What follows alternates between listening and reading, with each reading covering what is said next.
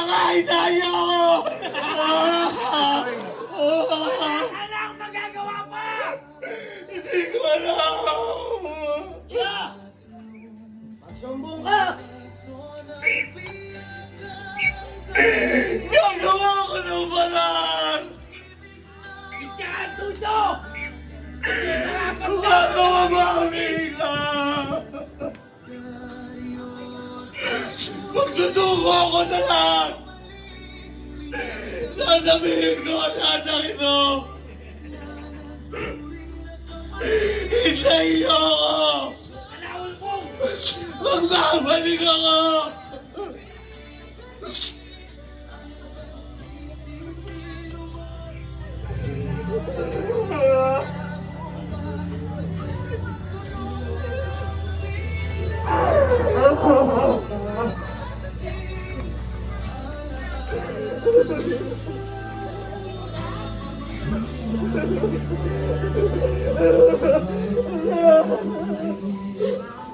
Ayun ka, Utas.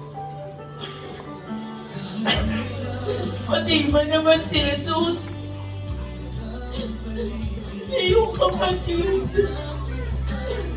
ay nagawa mong pagtaksilan. Bakit, Utas? Ano bang kasalanan sa'yo ng iyong kapatid?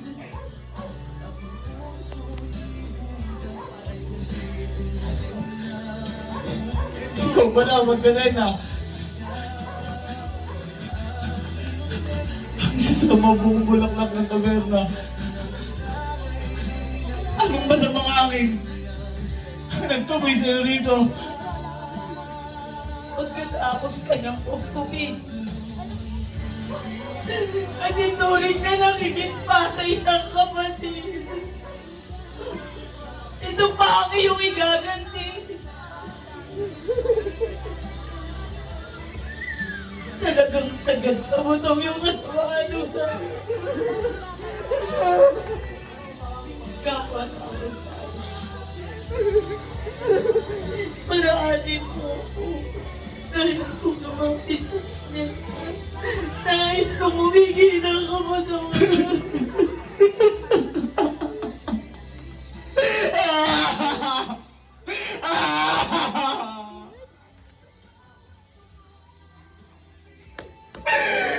Tawa ba? Tawa ba ang aking narinig? Hihingi ka ng tawad!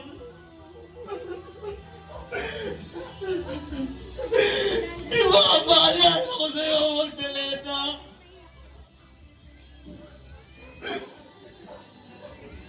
Kung paano mo lukuhin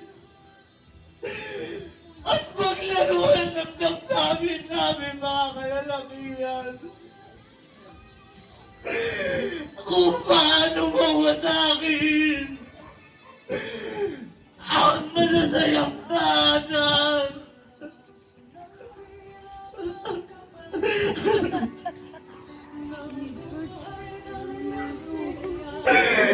Tapos ngayon,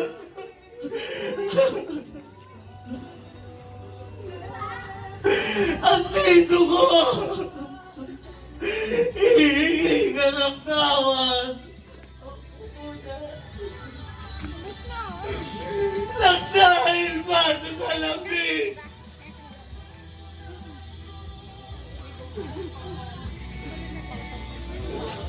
Kaya ako umiibig.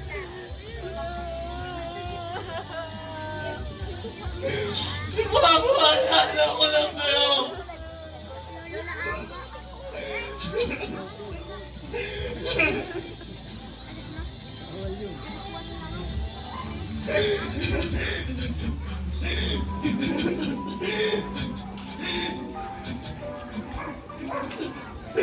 Ibuhos ko ba?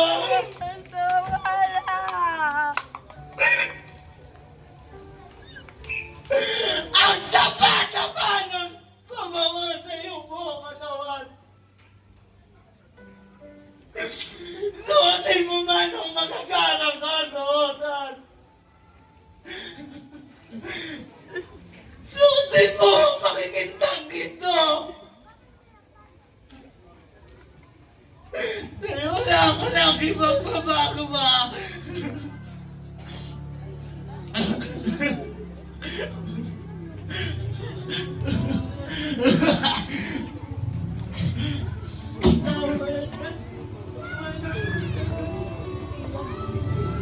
Pagkat ang tulad mo, ang tulad ko, ay kamuli! Nanak na muna! Nabastangan! Oo! Inaamin ko! Isa akong putik! Isa akong makasalanang babae! Ngunit putik ba ng aking pinagalingan? Alam ko may pagbabago ba ang aking buhay? Hindi tulad mo. Oo, ikaw, Judas. Ikaw ang pinakamasama. Dahil ipinagpalit mo siya. Sana ka 30 pirasong kulang. Ngayon, Judas. Tumingin ka sa akin. Tatanungin kita. Sino mo sa ating dalawa ang higit masama? Hindi ba't ikaw? Ikaw ang tunay na masama, Judas! Ikaw ang tunay na impostor! Oh! Ako ang masama! Nagawa akong ibang palit ang aking kapatid! Alang-alang sa'yo.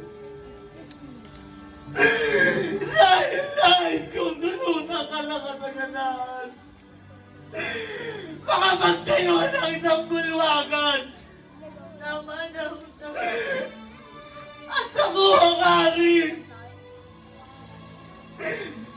Ikaw ang aking reyna. Araw-araw mo na. Malapitin mo na ako sa aking maestro.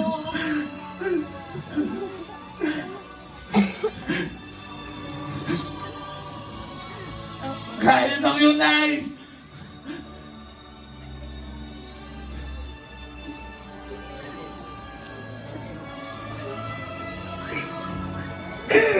Ayun ang ating dakilang guro. Tungod ka! Humihingi ka ng tawad! Ipahugot mo ang kauli-ulihan lata! Wala ka nang ipagbabago pa! Isama rin putik! Putik! Putik! Putik!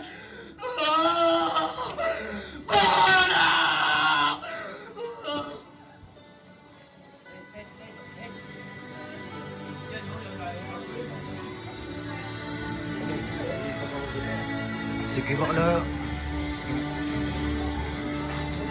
Bakit mo ako? Sa sandaling ito, handa na akong mamatay alang-alang sa'yo. Wala na talaga ang buhay kong ito. Kung ika'y mawawala.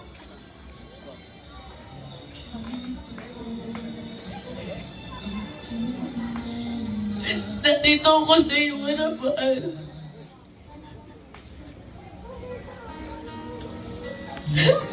Tiklog-tuhod akong humingi ng kapatwaran. Tiklog-tuhod ako nagsusumama sa iyo. Sa lahat ng kasalanan na nagawa ko. Sa mga tao na saktan ko. Sa mga pamilyang nasira ko. sa mga pamilya, sa mga masasayang pamilyang nawasak ko.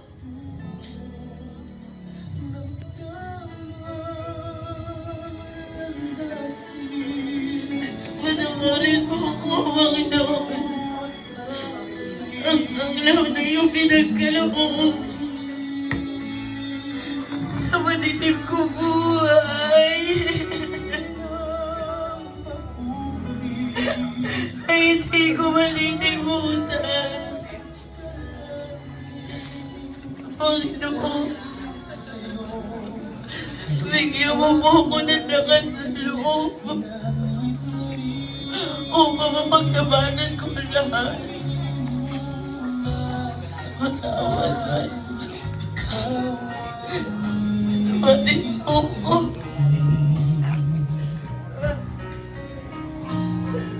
Kailangan mo ang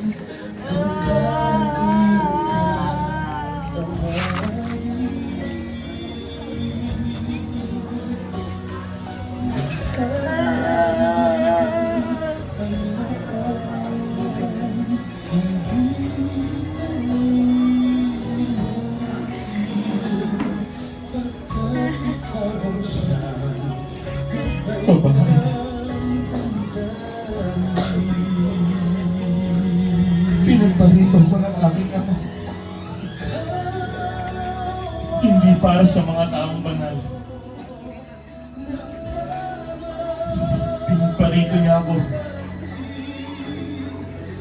para sa mga taong katulad mong makasalanan. Nais niya matapos ko ang iyong mga pagkakasala. Kaya't huwag mong tamisan ang iyong sarili.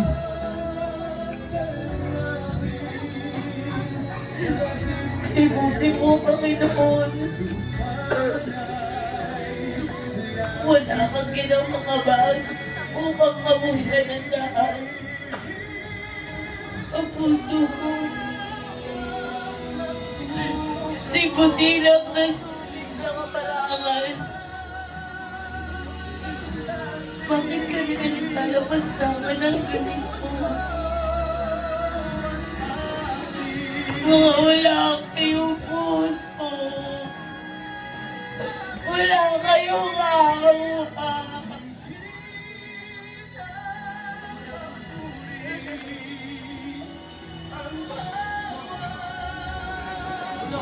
Hindi sila ang magkasalanan.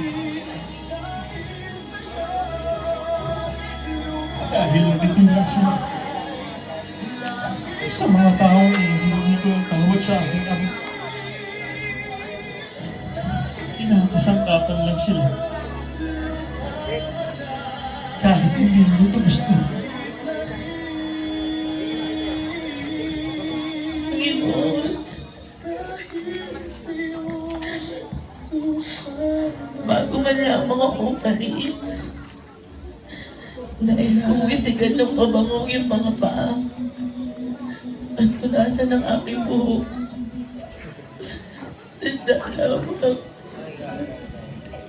Tanda lamang na puso ko na nagsisisi sa mga pagkakasala na nagawa ko. Patawarin mo ako, Panginoon. Magdalena. Ang tulad mo ngayon ay isang parang bulaklak na minsan ay nalulog sa putikan. Ngunit ikaw ay hindi bumitaw sa akin naman. Kaya't narito ka ngayon sa aking harapan. Humayo ka at gawin ang iyong nais. Isang pusong sukat ang laging nag-iisa.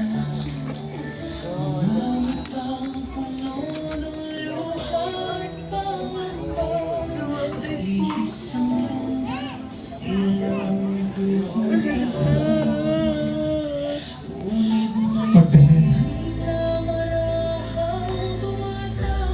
Simula sa araw na ito, ay hinuhugot ko na ang kahuli-hulihang latak ng iyong pagkakasala. Magbalik loob ka sa pananampalataya sa Diyos at talikdan ng iyong masasamang gawin.